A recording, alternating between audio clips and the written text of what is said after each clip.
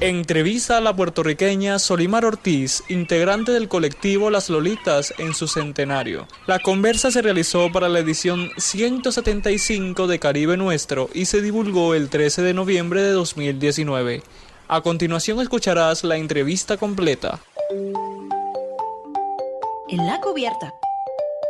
En 2019, un grupo de mujeres puertorriqueñas se organizó en el colectivo Las Lolitas en su centenario. ¿Saben por qué? Porque este año se cumplen 100 años del nacimiento de Lolita Lebrón. Así es, Ángel, y es que ella dedicó su vida a luchar por la independencia de Puerto Rico. Victoria, en 1954, encabezó una acción armada en el Congreso de los Estados Unidos para denunciar la situación colonial de su patria. Ángel, ¿sabías que estuvo 25 años en cárceles norteamericanas? No, Victoria, pero sí sé que salió de prisión y siguió luchando por la libertad de su tierra. Durante todo el año, el colectivo Las Lolitas han realizado actividades para recordar la vida de esta mujer irrepetible. Por eso, para nosotros, es un honor montar en la cubierta de este barco a Solimar Ortiz, integrante de este colectivo. Hola, Solimar. Bienvenida a la cubierta de este barco imaginario. Saludos al pueblo venezolano y al pueblo caribeño y un abrazo desde Puerto Rico. Les saluda Solimar Ortiz Jusino. Yo soy una de las miembros del colectivo Las Lolitas en su centenario y también formo parte de varias organizaciones políticas y culturales acá en Puerto Rico, como lo es Poetas en Marcha, que es una convocatoria abierta de poetas que estamos expresando nuestro amor patrio y nuestra lucha por la independencia a través de la poesía. Y así también pues militamos en varios grupos. Yo les doy las gracias por habernos invitado a hablar de Lolita, una gran mujer. Y pues vamos a estar disertando sobre algunos aspectos de Lolita, dejando en claro que Lolita es un personaje dentro de nuestra historia muy poco conocido. De hecho, yo conocí de Lolita luego de su muerte. Así que para mí, igual que quiero compartir con ustedes lo que he conocido a través de nuestra historia, a través de las investigaciones, del diálogo con varios compatriotas y compañeros de lucha que han estado mano a mano, que estuvieron mano a mano con Lolita durante todo ese tiempo y quienes han sido mis maestros en esto. Así que pues vamos a estar compartiendo alguna información con relación a Lolita Lebrón, nuestra gran patriota. Solimar, Lolita Lebrón tenía 13 años cuando ocurrió la masacre de Ponce. ¿Cómo esta tragedia la marcó? ¿Cómo influyó en sus ideas políticas? Cuando ocurre la masacre de Ponce, todo el pueblo se estremeció y sintió una gran indignación y creó conciencia sobre lo que estaba realizando Estados Unidos en Puerto Rico con su gobierno militar y represión contra los puertorriqueños. Fue de gran impacto para ella, para Lolita, pero cuenta que a los 14 años no tenía una conciencia política formada como tal. Lolita tuvo su primera experiencia política junto a su padre, don Gonzalo Lebrón, quien militaba en el Partido Liberal de aquella época. Y Lolita colaboraba en el recién sufragio de las mujeres puertorriqueñas, ya que muchas de ellas eran analfabetas y ella les facilitaba el proceso del voto. Lolita instruía a las compañeras sobre los partidos, los candidatos y formas de votar, ya que las privilegiadas, entre comillas, ¿verdad?, para votar eran aquellas capaces de leer y escribir y las mujeres bien acomodadas en los aspectos económicos de la isla para aquella época. La familia de Lolita pasaba por grandes precariedades económicas y su objetivo principal no eran los asuntos políticos, era sobrevivir.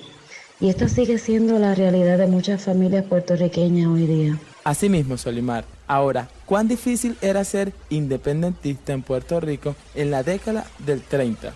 La persecución de los nacionalistas era constante en esa época. O sea, la década del 30 fue bien intensa.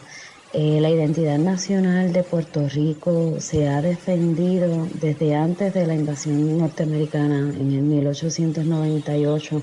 Pues con nuestro famoso y gran padre de la patria, Ramón Emeterio Betances y muchos otros y otras puertorriqueñas que tuvieron los primeros levantamientos contra el coloniaje español. Pero una vez se da la venta de Puerto Rico y Cuba a Estados Unidos por parte de España, todo lo que fuera símbolo patrio o que representara alguna intención de sublevación fue criminalizado y prohibido. Hasta se impuso el idioma inglés en las escuelas. Se obligaba a los niños a saludar la bandera americana y erradicaron toda la información que tuviera que ver con nuestra historia. En cuanto a la economía de Puerto Rico, esta comenzó a sucumbir por el monocultivo del azúcar, la degradación de la moneda de la isla, la devastación de los huracanes del 28 y el 30 y la Gran Depresión norteamericana. Se dan entonces las huelgas de los obreros de la caña, de los muelles, y se inicia toda una lucha social masiva liderada por don Pedro Albizu Campos. En respuesta a esos levantamientos, el imperio comienza la represión y el asesinato. Es para las décadas del 30 al 40 cuando ocurre la masacre de Ponce, el asesinato y desaparición de Esteban Antorgiongi, la masacre de Río Piedra, el ajusticiamiento de Riggs, la persecución de los nacionalistas se intensificó muchísimo. Entonces, para limpiarse las manos y decir que son problemas domésticos, ¿verdad? Ante el mundo, se crea la ley de la mordaza firmada por el primer gobernador puertorriqueño, Jesús T. Piñeiro, que fue nombrado por los Estados Unidos. Esta ley condenó a todos los independentistas por cosas tan absurdas como ir al cementerio a llorar a los muertos nacionalistas, ir a la iglesia y orar por los nacionalistas, tener una bandera puertorriqueña, escribir o declamar un poema de corte social o patriótico, reunirse, hablar a la gente sobre Puerto Rico, en fin, mencionar la palabra independencia o decir Puerto Rico era un crimen. Esto provocó divisiones en las familias y comunidades puertorriqueñas. Los jóvenes que se identificaban como independentistas eran rechazados en las escuelas y universidades. Les impedían conseguir trabajo y sufrían de gran discriminación social. Los llevaban a la extrema pobreza para obligarlos a dejar la isla y emigrar o ajustarse a las normas sociales. Muchos sufrieron atentados físicos y emocionales contra sus familiares. Muchos nacionalistas perdieron a sus familiares a manos de la Policía Insular y el FBI. Les creaban cargos y fabricaban casos fantasiosos para encarcelarlos. Eran perseguidos constantemente por agentes secretos y el FBI. Se creó en la sociedad una imagen criminalizada de los nacionalistas a tal grado que hoy día es difícil ser independentista en Puerto Rico. Yo creo que la mordaza la hemos heredado 7 generaciones, donde continúa la persecución y el atropello. No empecé, esto ha creado mucha resistencia dentro de nuestra lucha. No hemos ganado la guerra contra el imperialismo, pero sí creo que hemos ganado grandes batallas. Solimar, en su juventud, Lolita se mudó a Nueva York. Allí se enfrentó al triple estigma: ser mujer, pobre y puertorriqueña. Esto terminó de forjar su carácter y comenzó a recibir responsabilidades dentro del Partido Nacionalista de Puerto Rico. Solimar, ¿cómo Lolita logró esto? ¿Cómo esta mujer consiguió un papel tan activo en una época donde las mujeres estaban apartadas al ámbito doméstico? Como bien dice, Lolita vivió la migración forzosa a la que son sometidas muchas de mis compatriotas. Una de las cosas por las que una se puede ver en el espejo de Lolita es por su determinación y entrega a la causa de la independencia. Dentro del Partido Nacionalista, específicamente en la Junta de Nueva York, Lolita fue introducida precisamente por una mujer, doña Mercedes Villanueva. Allí ella fungió como secretaria del partido, vicepresidenta y delegada en Estados Unidos, previo al glorioso Grito de Marzo, claro. No era de sorprender que una mujer ocupara esos puestos. Don Pedro elevó a las mujeres de la patria a un sitial de respeto y distinción inigualable. Él decía, y le cito, las naciones están a la altura de sus mujeres, el hijo está a la altura de su madre, y comparar a un degenerado hombre con una mujer, no se insulta al hombre, se insulta a la mujer. Tenemos que borrar nuestra idea de que las mujeres representan ni la debilidad física, ni la debilidad moral, ¿no? La mujer es la fortaleza física de la nación y es la fortaleza moral de la nación y la perpetúan. Así que no es de sorprendernos que las mujeres fueran la mano derecha e izquierda de don Pedro y en quienes confiaba las misiones más importantes del partido y hasta su vida.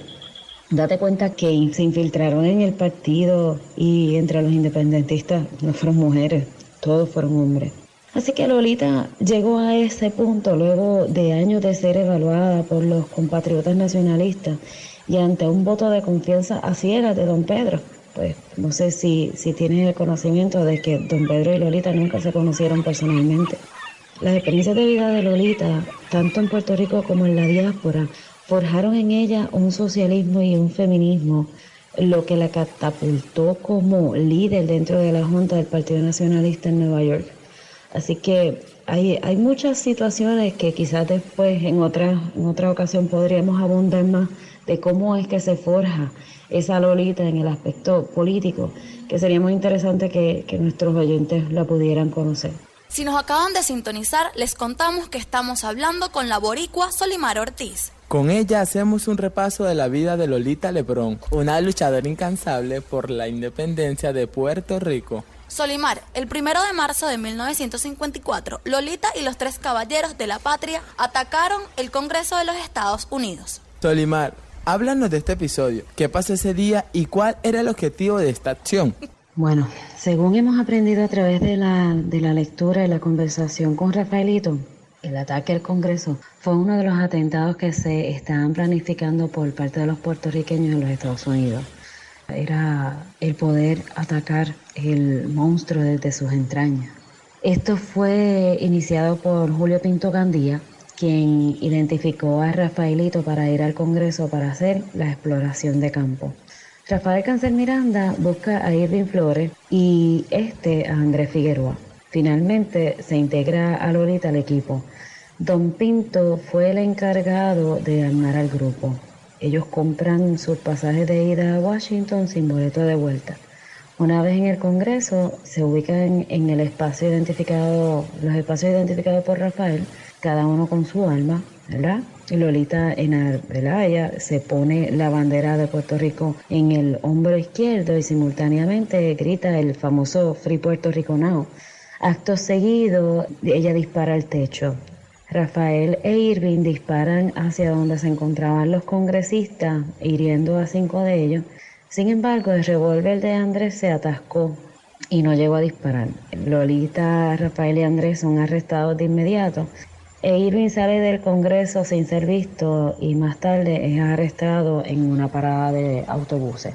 El objetivo del ataque era atraer la vista del mundo a la situación de Puerto Rico y denunciar que la ley 600, ¿verdad? La ley que creó el Estado Libre Asociado de Puerto Rico, en nada ha cambiado nuestra situación colonial y eso se confirma recientemente, ¿no? ¿Verdad? Lo que estaban diciendo los compatriotas nacionalistas.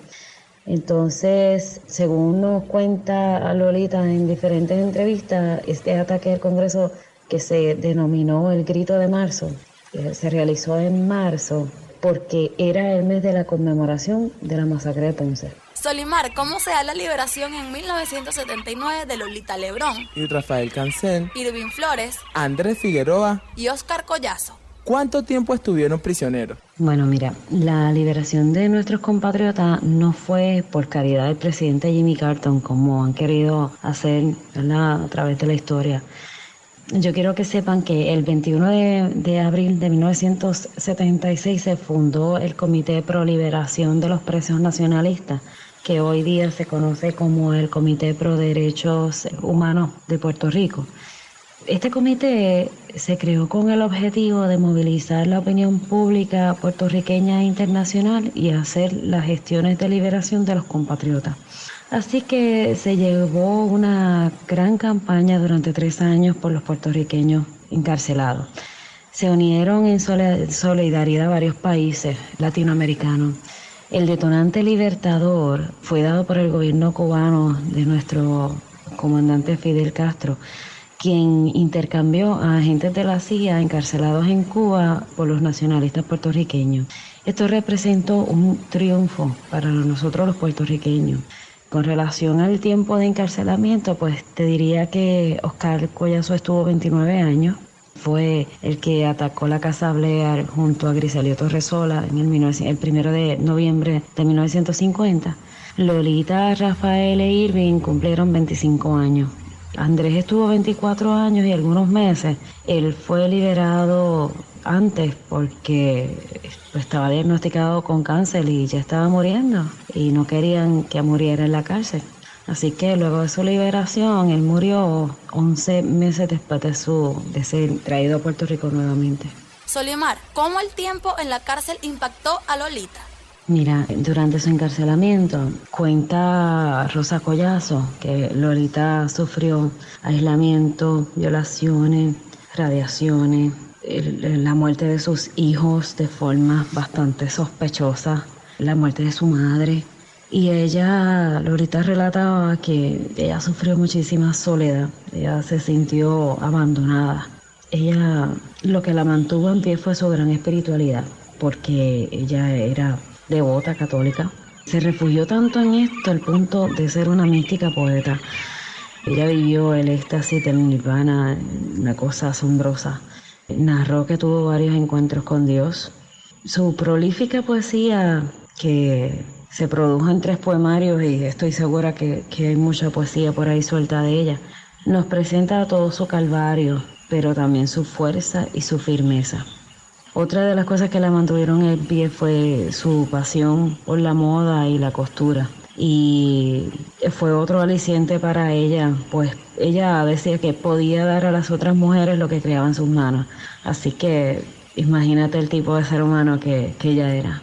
Lolita fue una luchadora incansable por la independencia de Puerto Rico. Y esto no es una frase vacía. En el 2001 la detuvieron en Vieques. ¿Saben qué edad tenía? 82, Victoria. ¡Wow! Solimar, ¿cómo era la personalidad de Lolita? Cuentan quienes la conocieron que la adaptación a la sociedad luego de su liberación fue muy lenta y complicada. Lolita se caracterizaba por tener un temperamento muy fuerte. Sin embargo, era muy dada a los demás y siempre mantuvo su don de la palabra como excelente oradora. Ella estuvo firme en las calles luchando por las mujeres, los niños, los trabajadores y todo el pueblo, pero sobre todo por la independencia de Puerto Rico. Su última actividad en la calle fue el 8 de marzo de 2008, donde pronunció un discurso extraordinario a favor de la mujer puertorriqueña y la liberación de Puerto Rico. Ella dejó huellas grandes en todas quienes los rodearon. Estoy muy segura de eso. Solimar, ¿qué podemos aprender las generaciones de latinoamericanos y caribeños de Lolita Lebrón? Hay mucho que aprender tanto de ella como de muchas de nuestras mujeres patriotas puertorriqueñas. Lo más que para mí, de lo más importante que yo he aprendido de Lolita, es que ella no era solamente nacionalista, una patriota puertorriqueña, ella era universalista. Ella en sus discursos y su poesía nos dejó una gran enseñanza y era la unidad. Y no solo la unidad de los puertorriqueños, sino la de toda Latinoamérica. El camino que hoy caminamos las feministas fue el sendero que ella hizo al traer a la mujer, junto al discurso de Pedro Albizu Campos, a la equidad y a su integración activa en la lucha.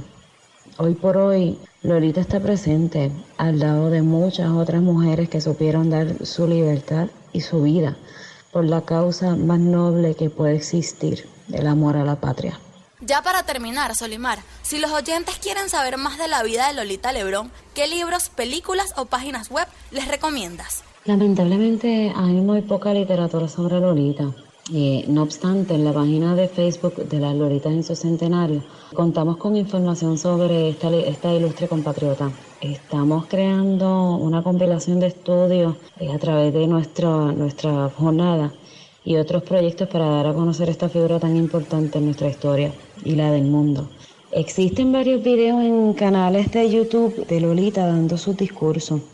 Así también está el libro de Rives Tobar que se titula Lolita Lebrón, la prisionera, fue publicado en el 1974, donde se expone la primera entrevista ofrecida por Lolita mientras estuvo encarcelada. Por otro lado, Olga Jiménez realizó un estudio sumamente interesante y bastante completo sobre las nacionalistas puertorriqueñas y su historia. Se llama Nationalist Heroine Puerto Rican Woman History Forgot, 1930-1950, publicado en el 2016, donde se relata varias historias de mujeres que lucharon por la independencia de Puerto Rico dentro del Partido Nacionalista. Hay un reportaje muy bueno titulado Yo vi la luna, última entrevista a Lolita, publicado por la revista del Instituto de Cultura Puertorriqueña, el ICP, la tercera serie número 4 de septiembre de 2016, que se encuentra en línea. Hay obras de teatro, por ejemplo, el monólogo Lolita, escrito por Waldo Torres. Tengo entendido que la dramaturga y actriz puertorriqueña Namin Santiago está escribiendo y produciendo una otra obra teatral que se llama Las Lolitas bajo el cielo. Así que hay bastante. También yo como poeta les recomiendo que busquen la poesía de Lolita Lebrón. Hay una antología de poesía de Lolita Lebrón que la consiguen en línea. Y sus libros, o sea, que son unas joyas literarias. Se llama, el primero fue Sándalo en la celda, el segundo fue Grito primoroso y el último, que fue para el centenario de Pedro Albizu Campos, dedicado a poesía toda al maestro, se llama En el origen de tu flauta. Así que hay que crear todavía, hay mucho que crear. Así que, y es nosotros los escritores tenemos esa encomienda. También de las Lolitas estamos creando un documental sobre Lolita. Y pues es mucha tarea la que nos queda en el rescate de nuestra historia.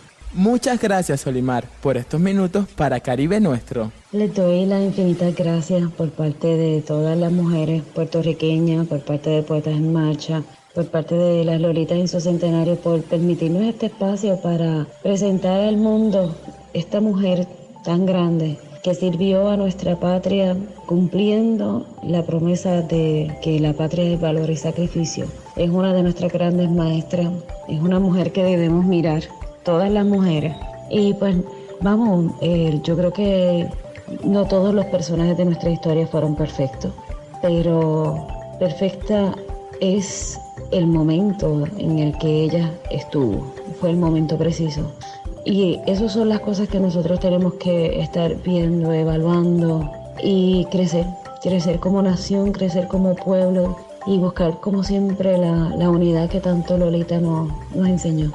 Así que muchas gracias y espero que la próxima podamos hablar de poesía y hablar de muchas cosas más sobre Lolita.